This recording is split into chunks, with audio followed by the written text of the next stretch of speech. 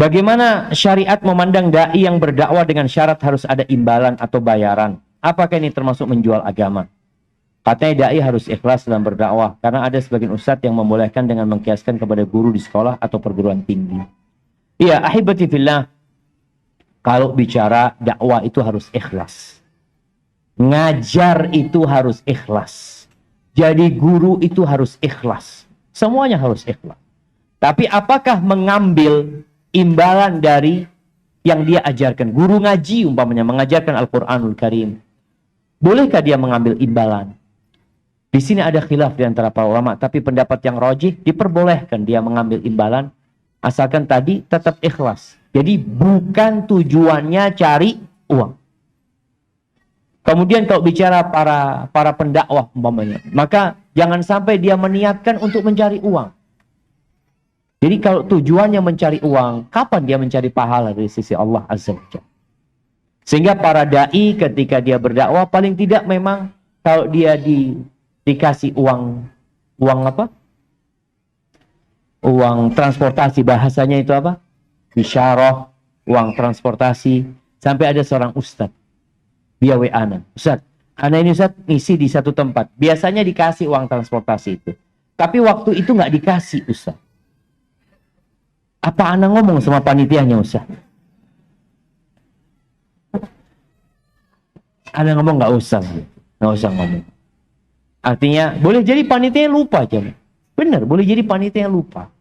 Jadi ana rasa ya usahakan ketika antum berdakwah tujuannya itu bukan untuk mendapatkan uang tersebut. Ada seorang dai memberikan contoh dulu. Berdakwah itu seperti membajak sawah. Ketika membajak sawah itu kadang-kadang kita dapat lele. Ada lele, masya Allah dapat lele, taruh di timba. Kemudian bajak lagi ya, kita nyangkul sawah, mau ditanemin sawahnya ini. Tahu-tahu ada belut, ambil belut nggak apa-apa. Tapi jangan akhirnya antum cari belut sama cari lele. Sawahnya nggak ditanam-tanemin. Tujuan antum menanamin sawah tersebut. Gitu.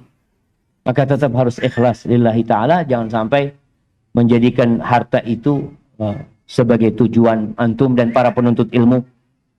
Ingat dengan sabda Nabi SAW, Man talabal ilma mimma yubtagha bihi wajhullah la yatlubuhu illa liyusiba bihi aradan minad dunya lam yajid ra'ihatal jannah.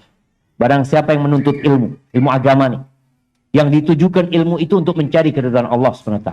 Tapi ternyata tujuan dia belajar adalah untuk mendapatkan kenikmatan dunia. Sedikit kenikmatan dunia. Maka dia tidak akan mencium baunya surga. Maka berhati-hati.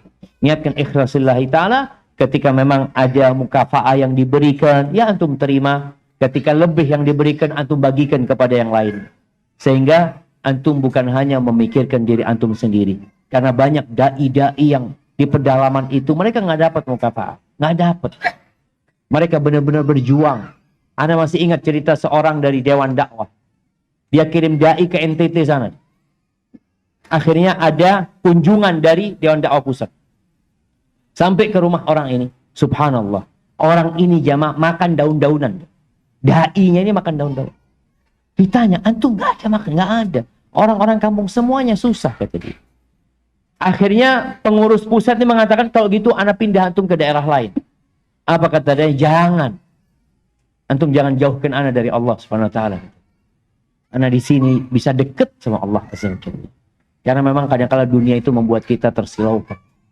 Maka ketika antum susah, biasanya antum akan ingat sama siapa? Allah Rabbul Alamin.